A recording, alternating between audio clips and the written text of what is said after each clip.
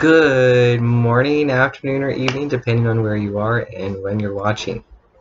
My name is Asher.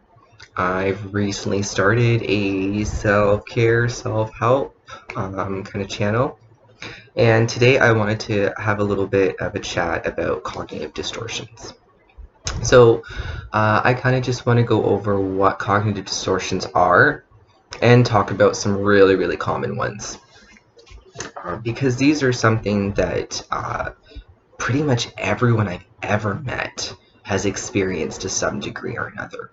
They are most commonly associated with disorders or diagnoses like anxiety or depression.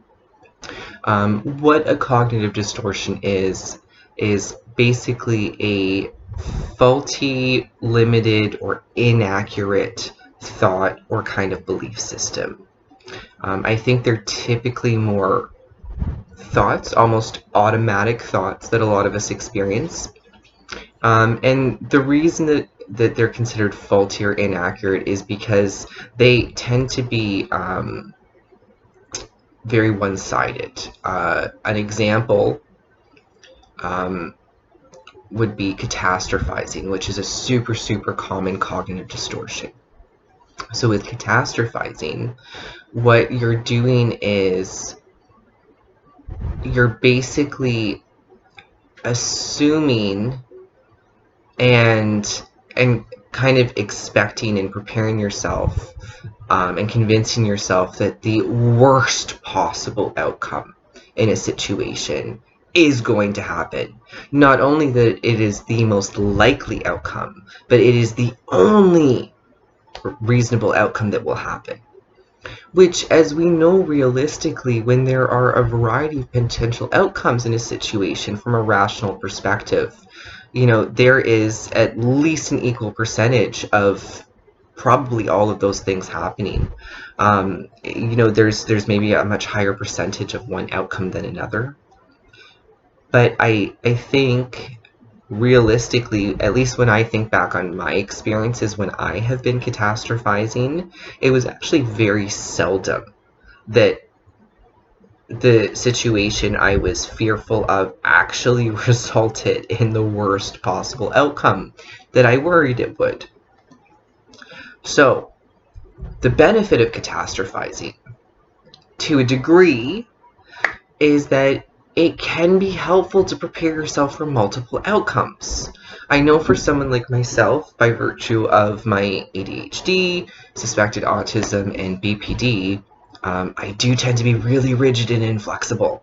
Not really good when it comes to changes of plans or changes in my routine. I'm not very good with spontaneity. So I do find that there is a benefit of taking, a holistic approach and kind of trying to mentally prepare myself for, a variety of different potential outcomes. However, if you're actually catastrophizing, what you're doing is exclusively focusing on that one worst case scenario.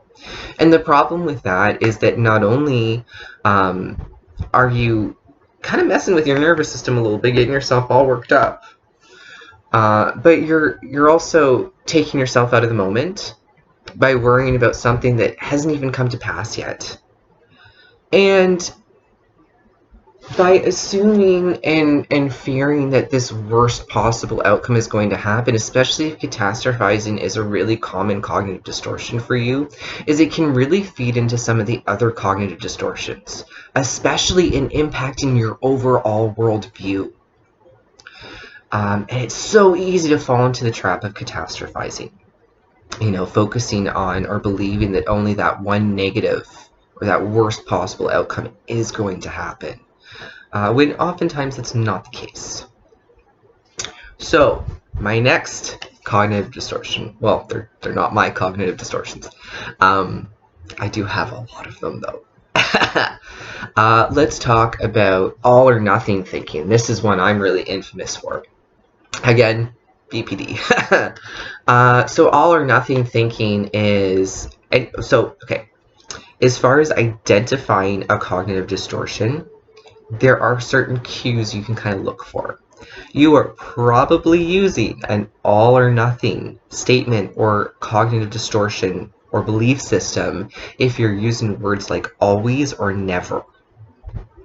And the problem with doing that is, again, it really can skew your worldview, especially towards the negative. And that's not helpful because all or nothing thinking is not actually factual. It's very seldom I've encountered anyone or anything where, a situation or a person always or never results in the same outcome, response, situation, what have you. All or nothing thinking is something that, especially if you have something like depression or anxiety, can really spiral you into negative thinking. I'll always be unhappy. I'll never be fulfilled. I'll never be loved. When the reality is, I have a lot of love in my life. It's not necessarily the kind of love I'm talking about in this moment, but the reality is that there is love in my life. And you'll find if you really start to kind of poke holes in all or nothing statements, that they're generally not based on fact, because they're generally not inclusive of all of those shades of gray that where most of us actually live. My next cognitive distortion that I want to talk about is foreshadowing. Actually, I think it's called fortune telling. I don't know why I call it foreshadowing. I've clearly spent too much time in English classes. Okay, fortune telling. So, as I'm sure you can guess based off of the name, the idea is you're trying to predict the future. So again, similar with catastrophizing, it's kind of an effort of futility, first of all, because, unless you're a really good psychic, you're probably not going to predict the future. But not only that, again, this is a cognitive distortion that, and you'll find this is a theme with them, that takes you out of the moment, out of the now, and keeps you focusing on future possibilities and future potential worries that aren't even an issue on your radar at this point. A good example of fortune telling, especially from a BPD perspective, is with relationships. Like, oh, this relationship is going to end, so what's the point? And it might end. But if you're worried throughout the entire relationship that it's going to end, then you're never really in the relationship or experiencing it or enjoying the time with that person to begin with. I think those are probably the main cognitive distortions that I want to chat about for the moment. But you'll notice that a real common theme with them, and like there are a lot of others as well. I guess these are probably the ones that I encounter the most in myself and others, so they're the most familiar for me. I did actually look at a list before. I didn't like the list though. Also, for most of the video, I was looking down at my phone, kind of scowling at the list. So I figured I would just go off of some of the ones that I've chatted with therapists about, and that I've encountered in myself as well. But you'll notice a big theme with a lot of these cognitive distortions is that idea of keeping you focused either in the past or the future instead of in the now, and also a sort of skewed perspective in the sense that there really is only one version or outcome or piece of that situation that your brain's really focusing on, when there's like a whole other half of possibilities and options and outcomes that could happen that your brain's kind of ignoring. And unfortunately, the areas that you wind up focusing on with those cognitive distortions are inherently negative, which oftentimes is not actually the result or outcome of an experience or situation. So, my challenge and encouragement to you folks is to start kind of paying attention to some of those more automatic thoughts, because a lot of catastrophizing does become kind of automatic thought processes. Just work on trying to recognize them when they're showing up. If possible, absolutely, move on to try to reframe them, which is how you challenge cognitive distortions. Is you just start to poke holes in the logic, because there is missing logic in them. But I mean, if you find yourself worrying and obsessing about a really, really bad situation or bad, outcome for a situation, might be catastrophizing. If you're using all or nothing statements, you're convinced that, your spouse, parent, child, whoever, never or always is doing something that irritates you, consider that might be all or nothing thinking. And that maybe your spouse, child, parent, loved one does sometimes do that thing, or does sometimes avoid doing that thing that you think that they always do. If you catch yourself worrying about the future or kind of trying to predict what would happen, I challenge you to consider that maybe that's fortune telling, and to just bring yourself back to the moment. I am going to probably do some future videos where I sort of chat about a cognitive distortion for each video and kind of work on my spin of reframing them, which is ultimately how you address them. But I did not come prepared with any of my cognitive distortions written down or reframed, and I don't really want to do that on the fly on camera. Sorry, guys.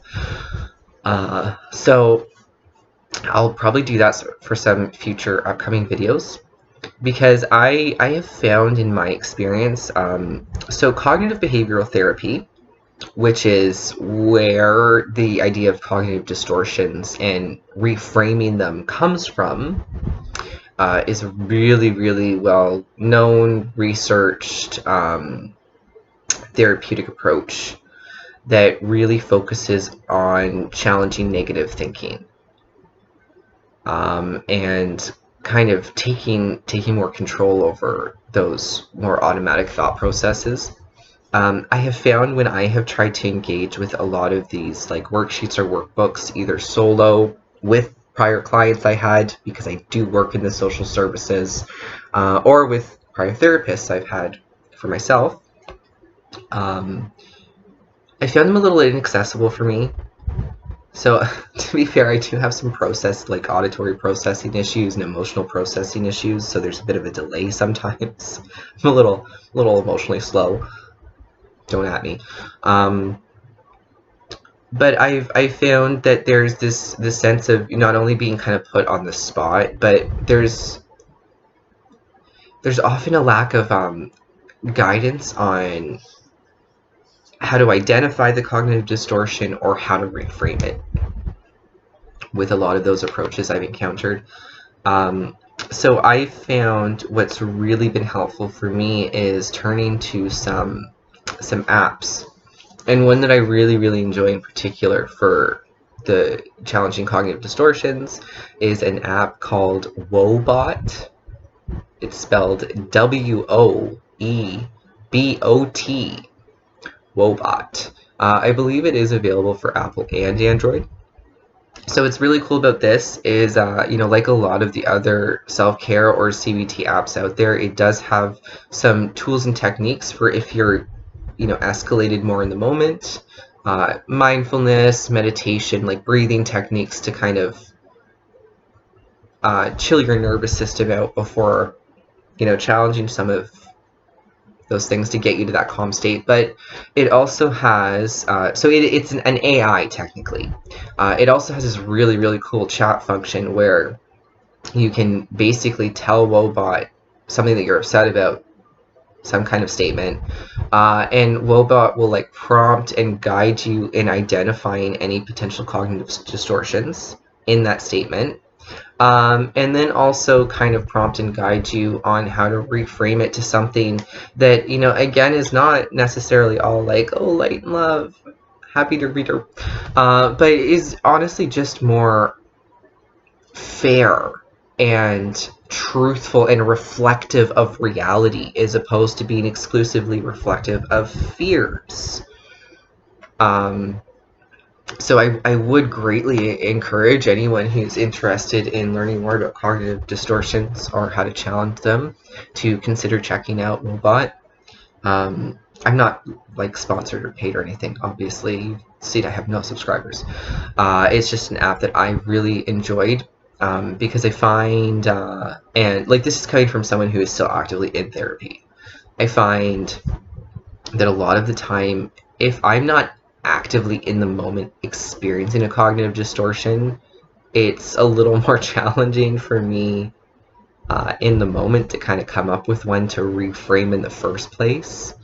So what's really nice about some of the apps that I use for my self-care is you can access them anytime. So I don't necessarily have to be waiting for my therapist to be available to have that conversation. Now, keep in mind, I'm not a therapist, I'm not a counselor, you know, and I'm not trying to advocate for apps necessarily in favor of or in substitution of therapy.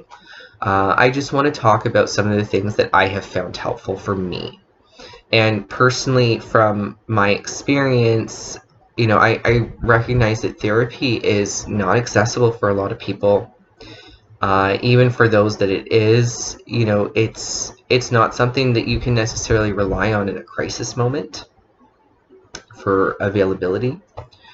And for things like the helplines and crisis lines, you know, it's amazing that we have them. They're an invaluable resource. But I have unfortunately, you know, had some really unpleasant experiences with them myself, and heard about a lot of unpleasant experiences from others as well. Because often, you know, these helplines are run by volunteers, and they are trained volunteers, but a lot of the time these are people who just have big hearts, who just, you know, they have some catchphrases, you know, some training, especially in empathy and active listening and stuff, and they just have big hearts and they really want to just try and help de-escalate people.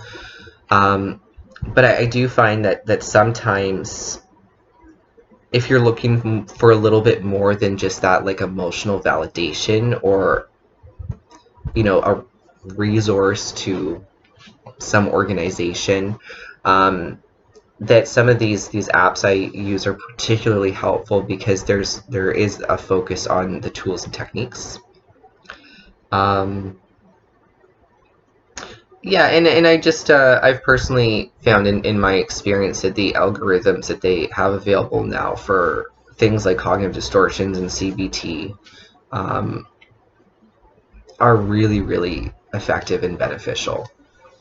So, you know, if not Woebot, I would absolutely encourage you to check out what other kind of CBT resources are out there. It's not all workbooks and worksheets. You know, I've been looking into some different games. You know, a lot of the apps I use are actually kind of fun. Like, one is a virtual self-care pet. One is I'm an RPG character, basically. I've got my avatar and everything, and anytime I go out for a cigarette or have a coffee, I take hit points. And every time I accomplish something on my to-do list, or, you know, shower or eat, do good things for my body and myself, I get, like, points. And it's also really helpful for scheduling because my memory is just... Anyway, we were talking about cognitive distortions. Thanks, ADHD brain. Yeah, so I really just encourage everyone to at least take that step of working on kind of just paying attention to some of the thoughts that you notice that you have, and seeing if you can identify any of those cognitive distortions. And if you can, you know, maybe see if you're able to reframe some of them to something that's a little more reflective of your reality. Anyway, until next time, thanks for joining me, everyone, today, and ciao for now.